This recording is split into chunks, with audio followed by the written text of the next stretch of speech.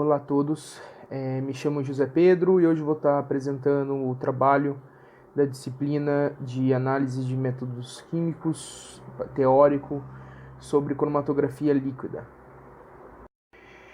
Mas o que é a cromatografia líquida? Cromatografia líquida é um método de separação de compostos químicos em solução utilizada para identificar e quantificar cada componente em uma mistura. Consiste no bombardeamento de um solvente líquido pressurizado, contendo uma mistura que passa através de uma coluna preenchida com algum material solvente.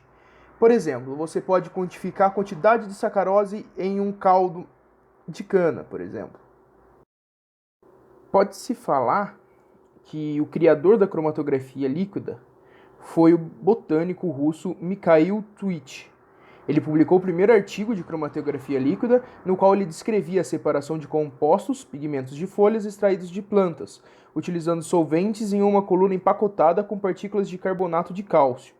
Hoje em dia já se utiliza muitos outros compostos como partículas empacotadas. Um exemplo dela é a sílica. O princípio básico da cromatografia é a separação de misturas, na qual os componentes a serem separados são distribuídos entre duas fases, uma fase estacionária e outra fase móvel. Cada componente da amostra interage de forma diferenciada com o material solvente, gerando diferentes velocidades para cada componente e levando a separação conforme eles percorrem a coluna. A cromatografia líquida de alta eficiência tem sido amplamente utilizada como uma ferramenta na bioquímica e na análise de separação, identificando e quantificando os compostos ativos. Ela é capaz de separar uma grande quantidade de compostos em diversos tipos de amostras no espaço-tempo de poucos minutos, exibindo uma alta resolução e detectabilidade. Para um melhor entendimento sobre a cromatografia líquida, se faz necessário entender alguns parâmetros de estudo de um cromatógrafo. Por exemplo, o tempo de retenção e o tempo morto. O tempo de retenção é um tempo gasto por um componente desde a sua injeção até sua detecção na saída do sistema. Já o tempo morto é determinado por algum composto ou impureza presente na mistura em análise que não é retido pela fase estacionária. O gráfico ele ilustra bem isso. A gente vê um tempo de pico para o tempo de retenção e um tempo muito curto do tempo morto, que é no qual ele já é injetado e ele já quase é medido, quase que ele já é quantificado. Então esse composto ele não conseguiu ser detido pela fase estacionária. Outro fator importante é o fator de retenção, que é a medida da capacidade da coluna em reter o componente da amostra, ou seja, é a medida de retenção na fase estacionária. Ele é dado pela essa equação. Já o coeficiente de separação é calculado pela razão entre os fatores de capacidade de dois compostos que resultam em picos adjacentes no cromatograma, e ele é dado pela essa outra equação. Já a eficiência de um cromatógrafo é definida por essa equação. Ela depende da altura equivalente a um prato e do comprimento da coluna. Um cromatógrafo pode ser dividido em diversos componentes, como fase móvel, bomba, injetor, coluna, detector e sistema de dados. A fase móvel ela deve ter algumas características, como um alto grau de pureza, ela tem que dissolver a amostra sem decompor seus componentes, ela não pode decompor nem dissolver a fase estacionária, ela tem que ter baixa viscosidade, ser compatível com o tipo de detector e a polaridade adequada para permitir a separação dos componentes na amostra. As corridas do cromatógrafo elas podem ser classificadas em função da composição do solvente, sendo elas a isocrática, que é que a composição do solvente permanece a mesma durante todo o processo, ou em gradiente, na qual a composição varia durante a corrida.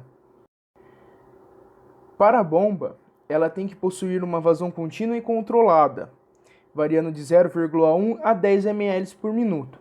Já o injetor faz com que a amostra é injetada numa válvula que tem um volume fixo de quantidade de amostra que permanecerá nessa válvula. Depois, uma espécie de chave é girada, fazendo com que o solvente entre na válvula e arraste a quantidade de amostra que estava presente anteriormente, levando-as para a coluna. Já na coluna, a separação ocorre devido à diferença de velocidade entre os componentes da amostra. Essa diferença se dá pela interação do componente com fase móvel e da fase estacionária, sendo que o componente que sai primeiro da coluna, ou seja, o que tem menor tempo de retenção, tem mais afinidade pela fase móvel.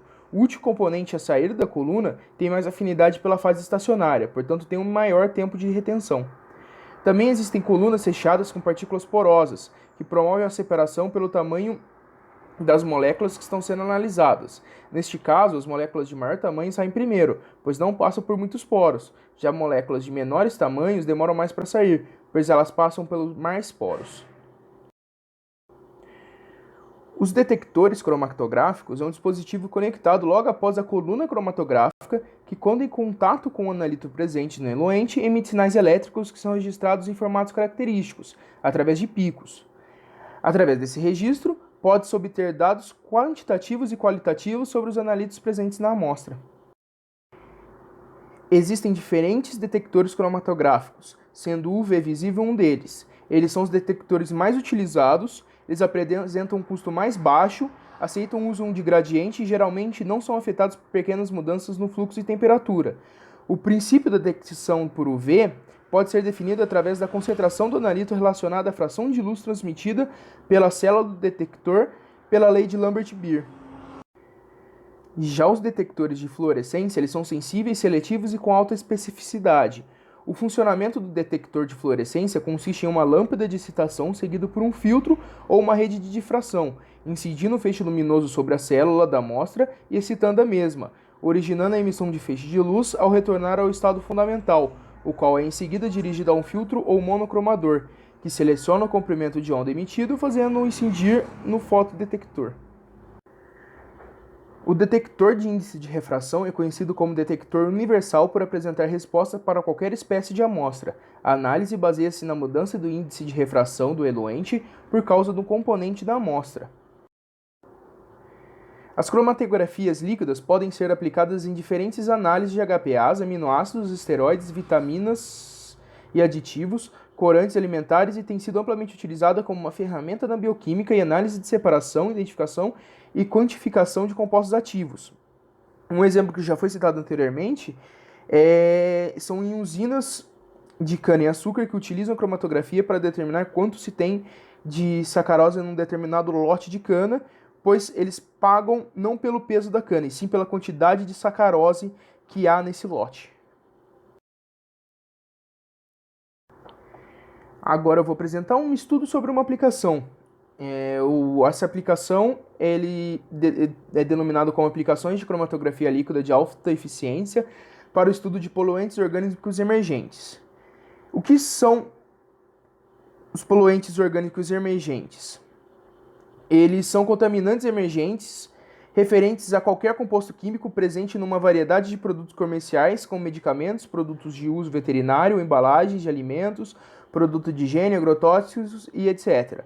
Ou ainda em qualquer micro-organismo, que podem ser encontrados em matrizes ambientais e biológicas, que não são usualmente monitoradas, o que ainda não possuem uma legislação regulamentória correspondente, mas que apresentam riscos ao potencial à saúde. E a gente vem vendo que vem tendo esse aumento de produtos químicos na sociedade moderna. E isso é uma desvantagem das produções, que eles não se preocupam com os rejeitos que esses produtos vêm causando, que eles vêm liberando e como eles vêm afetando a saúde humana. As separações em química ambiental, geralmente elas envolvem as duas técnicas de cromatográfica das mais conhecidas, a cromatografia líquida de alta eficiência e a cromatografia gasosa. As fases estacionárias mais utilizadas na cromatografia líquida para separação de compostos orgânicos são do tipo reversa, com base de sílica com grupo C18. Fases estacionárias com grupo C8 também podem ser utilizadas para beta-bloqueadores e antibióticos, como a penicilina e as sulfonaminas. A fase móveis utilizadas são as misturas de metanol e água, e acetonodrina e água com ajustes de forças cromatográficas e seletividade da fase móvel até se obter uma resolução suficiente para que ocorra a separação de todos os picos cromatográficos no mínimo de tempo da análise. A adição de modificadores, como o ácido fórmico e acetato de amônio, etc., é realizada com o objetivo de favorecer o processo de ionização dos analitos, através do ajuste de pH do meio, melhorando suas interações com a fase móvel e a fase estacionária. Como perspectiva para a área de cromatografia líquida aplicada ao estudo de poluentes orgânicos emergentes, destacam-se a identificação de metabólitos e produtos de transformação, bem como o alcance de limites de detecção e quantificação ainda menores.